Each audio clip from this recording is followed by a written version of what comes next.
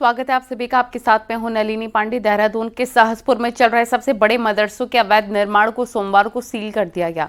बताया जा रहा है कि जामिउल उलूम मदरसे में बिना अनुमति के एक और मंजिल बना दी गई थी।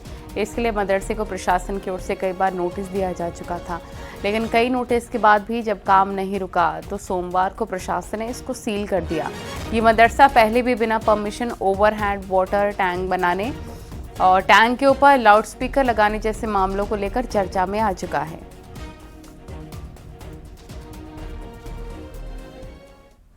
और सहसपुर के जिस जामिउल उलूम मदरसे को सोमवार को एमडीडी और तहसील प्रशासन की टीम ने संयुक्त रूप से सील किया, उसी मदरसे का संचालक मंडल रविवार को बीजेपी नेता और वक्फ बोर्ड के चेयरमैन शादाब शम्स के देहरादून स्थित आवास पर फरियाद लेकर पहुंचा था। प्रतिनिधि मंडल ने शादाब शम्स को ज्ञापन भी सौंपा था। तब शादाब शम्स ने मदरसा संचालकों को आश्वस्त किया था कि वो संबंधित अधिकारियों से बातचीत कर समाधान का रास्ता निकालें, लेकिन इस मुलाकात को 12 घंटे भी पूरे नहीं हो पाए। सहसपुर का ये मदरसा सोमवार को सील कर दिया गया।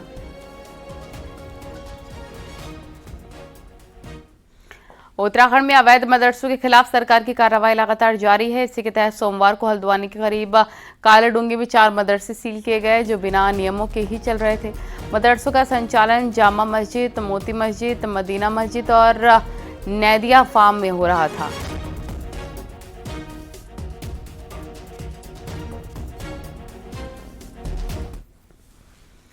उत्तराखंड में सीएम पुष्कर सिंह धामी के सख्त रुख के बाद अवैध निर्माण और बिना रजिस्ट्रेशन के संचालित हो रहे 136 अवैध मदरसे अभी तक सील किए जा चुके हैं। अभी भी 400 के करीब और मदरसे हैं जो वेरिफिकेशन के दौरान अवैध पाए गए। सोमवार को सीएम धामी ने इन मदरसों को हो रही फंडिंग की जांच के आदेश दिए हैं। ये जांच जिला स्तरीय कमेटियां करेंगी जो अपनी रिपोर्ट सीधे सीएम पुष्कर सिंह धामी को सौंपेंगी।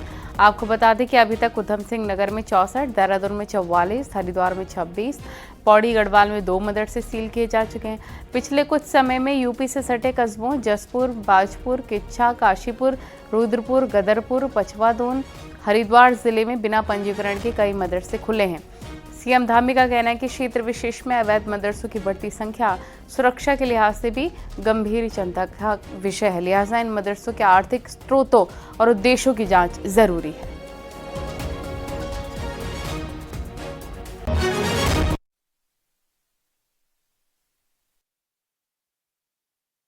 हमारी सरकार देवभूमि उत्तराखंड के डेमोग्राफिक सांस्कृतिक मूल्यों को सुरक्षित रखने हेतु भी संकल्पबद्ध होकर काम कर रही है। इसके साथ ही हमने प्रदेश में धर्मांतरण विरोधी कानून, दंगा विरोधी कानून लागू करने के साथ साथ लैंड जिहाद, लब जिहाद और थोक जिहाद जैसी घृणित मानसिकताओं के खिलाफ भी कठोर कार्रवाई सुनिश्चित की है। उत्तराखंड में अवैध मदरसों पर लगाम लगाने की कवायद के बीच इस पर सियासी तकरार भी हो गया है। पूर्व सीएम हरीश रावत ने मदरसों को अवैध बताने पर सवाल खड़े किए हैं और कहा कि इन्हें अवैध नहीं किया जा सकता। इन्होंने रजिस्ट्रेशन के लिए सरकार के पास अप्लाई किया है। हरीश रावत ने कहा कि मदरसों पर दंड लगाया जा सकता है, लेकिन उन्हें अवैध नहीं कहा जा सकता। हरीश रावत की सोशल मीडिया पोस्ट पर बीजेपी प्रदेश अध्यक्ष महेंद्र भट्ट ने भी सोशल मीडिया पर पलटवार कर जवाब दिया। महेंद्र भट्ट ने हरीश रावत से पूछा है कि उन्हें देवभूमि में अत्यधिक मदरसों की जरूरत क्यों महसूस हो रही है। उन्होंने कहा कि देवभूमि की जनता जानती है कि किसकी सरकार में देवभूमि में अवैध मदरसों की बाढ़ आई है। भट्ट ने मुख्यमंत्री द्वारा अवैध मदरसों पर लिए जा रहे एक्शन का स्वागत करते हुए कहा कि इन मदरसों में मुस्लिम बच्चों के जीवन के साथ खिलवाड़ हो रहा है।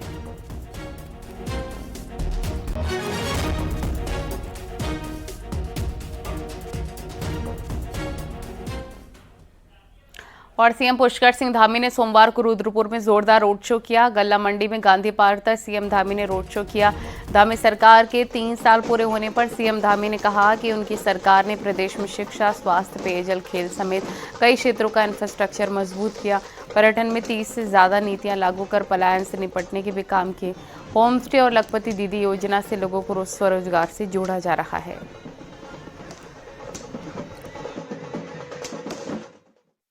शिक्षा, स्वास्थ्य, पेयजल एवं खेल सहित सभी प्रमुख क्षेत्रों का इंफ्रास्ट्रक्चर मजबूत करने की दिशा में निरंतर कार्य किया है।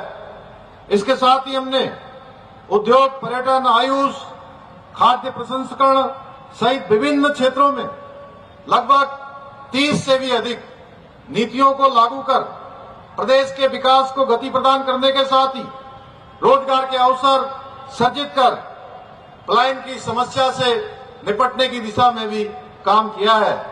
इतना ही नहीं, हमारी सरकार के द्वारा होम स्टे योजना, लखपति दीदी योजना और सौर स्वरोजगार योजना के माध्यम से अनेक योजनाओं को लागू कर स्वरोजगार को बढ़ावा दिया जा रहा है। अतिक्रमण के खिलाफ धामी सरकार का एक्शन लगातार जारी है। नैनीताल वन प्रभाग में जुड़का में सोमवार को कार्रवाई की गई। वन विभाग ने अपनी 40 हेक्टेयर जमीन को अतिक्रमण से मुक्त कराया। यहां लोगों ने फॉरेस्ट लैंड पर कब्जे कर खेती करने का काम शुरू कर दिया था। ये वही एरिया है जहां कुछ दिन पहले वन कर्मियों पर हमला हुआ था। मौके पर पुलिस फोर्स के साथ वन विभाग के 150 से अधिक फील्ड स्टाफ, रेंजर और एसडीओ और डीएफओ शामिल हैं।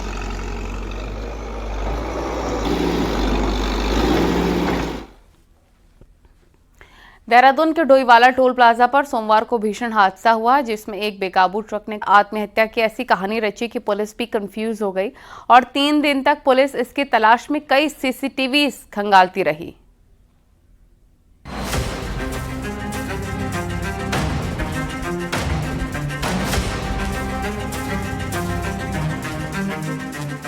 ये जला हुआ सामान किसी सामान्य आग का नतीजा नहीं है, बल्कि ये एक प्री प्लान्ड स्क्रिप्ट के तहत जलाया गया सामान है, वो भी एक 14 साल के बच्चे के द्वारा। दरअसल हल्द्वानी के एक नामी स्कूल में 9वीं क्लास में पढ़ने वाला मिश्रा परिवार का ये बच्चा गुरुवार को स्कूटी लेकर घर से स्कूल के लिए निकला, लेकिन ना ये स्कूल पहुंचा और ना ही शाम तक घर वापसी हुई। लिहाजा परिवार में हड़कंप मच गया। परिवार ने तलाश शुरू की। लास्ट मोबाइल लोकेशन के आधार पर पुलिस गौरा पड़ाव के इस जंगल में पहुंची, जहां बच्चे के कपड़े, जली हुई स्कूटी और स्कूल बैग देखकर सस्पेंस और बढ़ गया।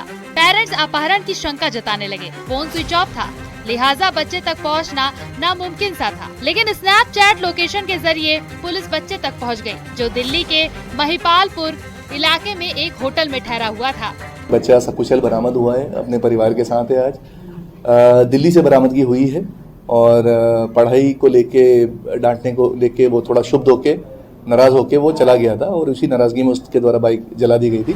पुलिस ने बच्चे से पूछताछ की तो पता चला कि माता पिता की डांट से नाराज होकर इस बच्चे ने पूरी कहानी बना डाली। ये अपने माता पिता से इतना नाराज था कि फिर कभी घर लौटना नहीं चाहता था, लिहाजा उसने अपने मौत की कहानी बना डाली ताकि जली स्कूटी और कपड़े देख ना तो पुलिस पहचान सके, ना ही जिंदा रहने का राज खुल सके। इस बच्चे की डरावनी कहानी से अन्य माता पिता भी डरे हुए हैं। वहीं मनोचिकित्सक इसके लिए कई बातों को जिम्मेदार मानते हैं।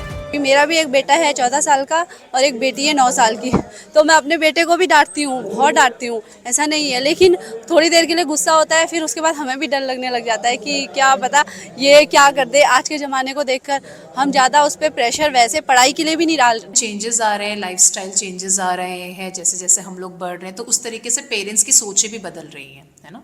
तो पेरेंट्स को किस तरीके से करना चाहिए जिससे कि बच्चा इस तरीके की हरकतें ना करे। बताया जा रहा है कि एक वेब सीरीज देखकर बच्चे को ये आइडिया आया था और उसने डांट से दूर भागने का मन बना लिया और इसके लिए बकायदा पहले से तैयारी की। साथ ही तिजोरी से मोटा कैश भी निकाला ताकि माता पिता को डराकर अपने मुताबिक काम करवाया जा सके। हल्द्वानी से न्यूज़ 18 के लिए शैलेम नेगी की रिपोर्ट। हरिद्वार के लक्सर में 11वीं क्लास के छात्र का एक गजब कारनामा सामने आया। यहां पर छात्र देसी तमंचा लेकर एग्जाम हॉल में पहुंच गया। 17 साल के नाबालिग छात्र के बैग से चेकिंग के दौरान जब तमंचा मिला तो स्कूल में हड़कंप मच गया। घटना लक्सर स्थित किसान विद्यालय इंटर कॉलेज की है। कॉलेज में कक्षा 9 और 11 की परीक्षाएं चल रही हैं। 11वीं का एक छात्र जिसके बैग में चेकिंग हुई तो उसमें तमंचा मिला। छात्र के बैग से तमंचा मिलते ही इसकी जानकारी पुलिस को दी गई। पुलिस ने केस दर्ज कर लिया है और पुलिस ने नाबालिग छात्र को परिजनों को सौंप दिया है। छात्र को तमंचा कहां से मिला, इसकी जांच की जा रही है।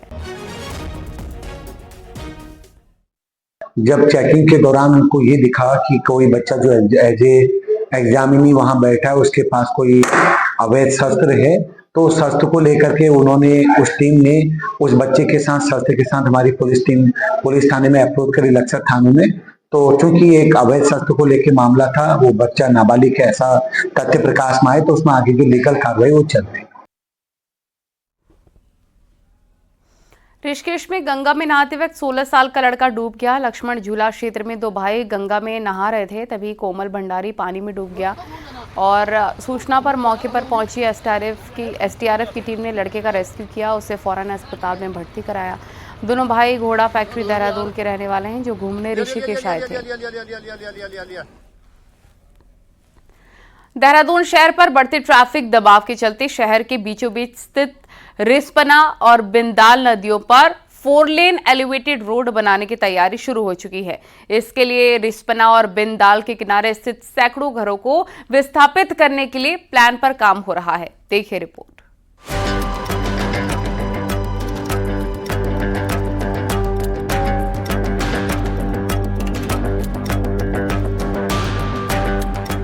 देहरादून शहर के बीचों बीच से बहने वाली रिस्पना और बिंदाल नदियों पर पिलर खड़ा करके 4 लेन कॉरिडोर बनाने की तैयारी शुरू हो चुकी है।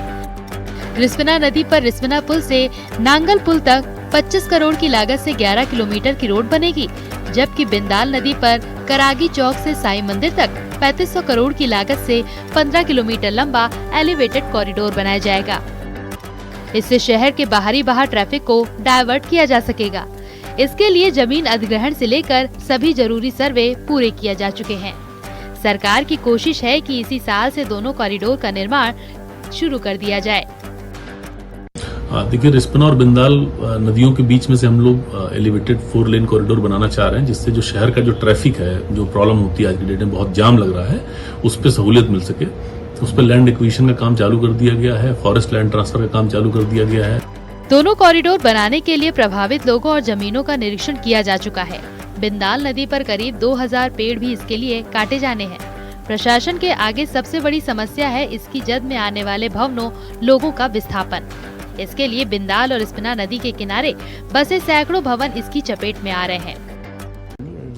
देखिए, लैंड एक्विजिशन इम्पोर्टेंट एस्पेक्ट है इसका। इसमें हम लोगों ने रिहेबिलिटेशन प्लान पूरा किया है, क्योंकि इसमें काफी सारी सरकारी जमीन है जिसपे लोग नाजायज रूप से बैठे हुए हैं, तो इसमें डीएम को और पूरे जिला प्रशासन को हम लोगों ने शामिल किया था। दरअसल जल्द ही दिल्ली देहरादून एक्सप्रेसवे चालू होने वाला है। इससे देहरादून शहर पर ट्रैफिक दबाव लगभग दोगुना होने का अनुमान है। ऐसे में रिस्पना और बिंदाल नदियों पर बनने वाला एलिवेटेड कॉरिडोर शहर को ट्रैफिक दबाव से बचाने में बड़ी भूमिका निभा सकता है। मुख्यमंत्री पुष्कर सिंह धामी ने अगले 3 साल में इस प्रोजेक्ट को पूरा करने के निर्देश जारी किए हैं। न्यूज़ 18 के लिए देहरादून से सुनील नवप्रभात की रिपोर्ट।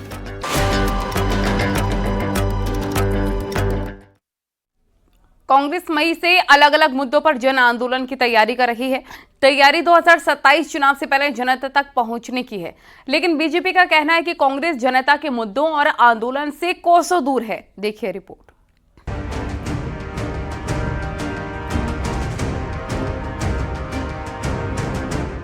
मार्च को महिला कांग्रेस देहरादून में मुख्यमंत्री आवास कूच करेगी। कांग्रेस नेता प्रियंका गांधी की तरफ से मिले आदेश पर महिला अपराध पर यह प्रदर्शन होगा।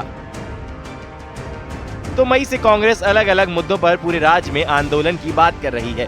कांग्रेस प्रदेश अध्यक्ष करण महारा के मुताबिक अब सब नेता एकजुट होकर जनता की अदालत में पहुंचेंगे। जनता को कांग्रेस अपनी बात समझाएगी और जनता के मुद्दे सड़क पर बड़े आंदोलन के साथ उठाएगी। भर्ती घोटाले हुए हैं, भर्तियां नहीं हो पा रही, हमारे उपनल के कर्मचारी आज भी इंतजार कर रहे हैं, जिनको 20-20 साल वाले लोग भी दिखाई दे रहे हैं, और हाईकोर्ट के आदेशों के बाद भी उनको पक्का नहीं किया जा रहा। तो ये सारी चीज़ें ऐसी हैं जिनको लेकर कांग्रेस अब अप्रैल लास्ट या मई फर्स्ट वीक से सड़कों में आपको दिखाई देगी। लगातार बड़े धरने, प्रदर्शन इत्यादि या प्रदर्शन आपको दिखाई देंगे, और अब हम जनता की अदालत में जाने की तैयारी कांग्रेस कर रही है, एकजुट है, एक साथ मिलकर इस काम को करेंगे। बड़े आंदोलन से कांग्रेस अपनी बात जनता तक पहुंचाना चाहती है, और बिना जनता के बीच पहुंचे बेड़ा पार नहीं होने वाला। ये बात कांग्रेस नेताओं को समझ आने लगी है। वहीं धामी सरकार के 3 साल पूरे करने वाली बीजेपी कांग्रेस को जनता आंदोलन और मुद्दों से दूर बता रही है। जिस पार्टी के पास जन ही नहीं बचे हैं, वो क्या आंदोलन करेंगे? कोई मुद्दे हैं इस प्रदेश में उनके पास, मुद्दा विहीन होगी अब कांग्रेस, वही मुद्दे नहीं उठा पा रही है। न उनके पास मुद्दे हैं, न उनके पास आंदोलन है, न उनके पास जन है, तो क्या आंदोलन करेंगे वो? पहले वो अपने आप को तो इकट्ठा कर लें, उसके बाद आंदोलन की सोचें। कांग्रेस के लिए 2027 का चुनाव करो या मरो का चुनाव है। इसलिए कांग्रेस आंदोलन की राह पकड़कर जनता तक पहुंचना चाहती है। वहीं प्रेमचंद अग्रवाल का बयान उद्यान विभाग घोटाला, महिला अपराध और बेरोजगारी जैसे मुद्दे को उठाने की तैयारी कर रही है। दीपांकर भट्ट, न्यूज़ 18 देहरादून। अब आपको दिखाते हैं पहाड़ टॉप 10 न्यूज।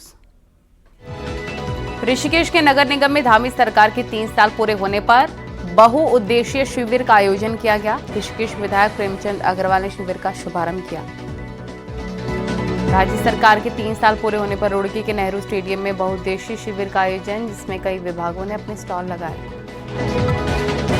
हल्द्वानी में कांग्रेस की कद्दावर नेता रही स्वर्गीय इंदिरा हृदय की 84वीं जयंती पर स्वराज आश्रम में कार्यक्रम हुआ।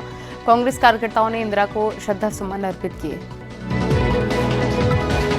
औरागढ़ में विवेकानंद वार्ड के लोगों ने रोड की मांग को लेकर डीएम ऑफिस में प्रदर्शन किया। लोगों का कहना है कि सड़क नहीं होने से लोगों को दिक्कतों का सामना करना पड़ रहा है। बागेश्वर में वन विभाग ने जंगलों की आग से निपटने को लेकर मॉक ड्रिल की है। वन विभाग, एसडीआरएफ और फायर पुलिस के कर्मचारियों के साथ स्थानीय लोगों ने हिस्सा लिया। अल्मोड़ा में जंगलों में आग की घटनाओं को रोकने के लिए शीतला खेत में ग्रामीणों और महिला मंगल दल ने वन विभाग के सहयोग से फायर लाइन बनाई है।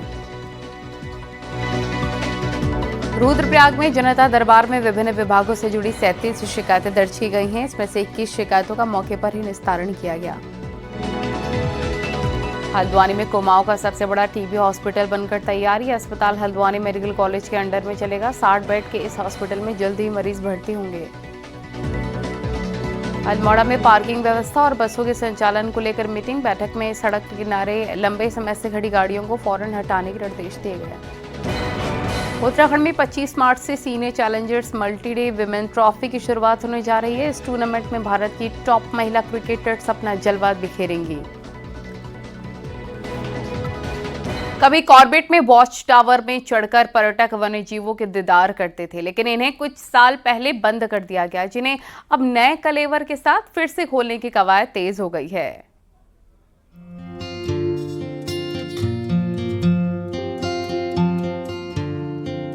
कॉर्बेट नेशनल पार्क के टूरिज्म जोन में वॉच टावर बने हुए हैं, जहां कभी सैलानी वन्य जीवों को देखने के लिए चढ़ा करते थे, लेकिन समय के साथ इन वॉच टावर को पर्यटकों के लिए बंद कर दिया गया। अब इन वॉच टावर को फिर से खोलने की कवायद की जा रही है, लेकिन इस बार ये वॉच टावर सिर्फ नाइट स्टे के पर्यटकों के लिए ही खोले जाएंगे। सबसे पहले ढिकाला में 2 वॉच टावर शुरू होंगे, जिनमें पर्यटक दोपहर के खाली समय में यहाँ आकर वाइल्ड लाइफ को देख सकेंगे। ढिकाला में हमने 2 वॉच टावर को आइडेंटिफाई किया है, जिनको पर्यटकों के लिए खोला जाएगा।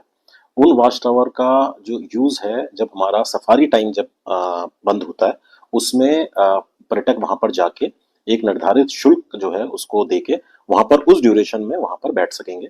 साथ में उनके एक नेचर गाइड जो रहेगा वो भी रहेगा। प्रयास चल रहे हैं कि जो वॉच टावर है उसके रिपेयर का काम चल रहा है, और साथ ही जो वॉच टावर उनके चारों तरफ सोलर फेंसिंग भी कर दी जाएगी।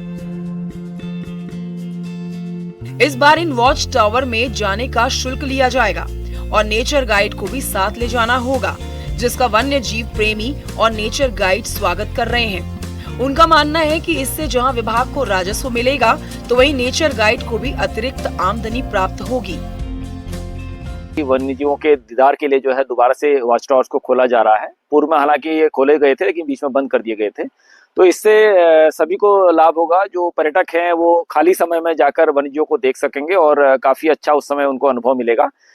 इससे विभाग को भी, क्योंकि इसमें शुल्क का प्रावधान है, तो विभाग को भी आर्थिक लाभ होगा, और जो गाइड की अनिवार्यता है उससे गाइड भी अतिरिक्त भुगतान प्राप्त कर सकेंगे और उनकी भी आजीविका सुधरेगी। कॉर्बेट नेशनल पार्क दुनिया भर में मशहूर है। वन्य जीवों की एक झलक पाने को पर्यटक यहाँ आते हैं। अब पर्यटकों को खाली समय में भी वन्य जीवों को निहारने का मौका मिलने जा रहा है, जिसका इंतजार सभी को है। न्यूज़ 18 के लिए रामनगर से गोविंद पाटनी की रिपोर्ट। चमोली के रैडी गांव से चिपको चेतना यात्रा का शुभारंभ हुआ है। उत्तराखंड के सभी 13 जिलों में ये यात्रा पहुंचेगी, जहां पर लोगों को पर्यावरण संरक्षण का संदेश दिया जाएगा। यात्रा के जरिए लोगों को पर्यावरण के प्रति जागरूक किया जाएगा, साथ ही जंगलों की आग को रोकने के बारे में बताया जाएगा। चिपको यात्रा से पेड़ों को बचाने की अपील भी की जाएगी। आपको बता दें कि चिपको आंदोलन की जननी गौरा देवी के जन्म महोत्सव को शताब्दी महोत्सव के रूप में मनाया जा रहा है और चिपको यात्रा निकाली गई है।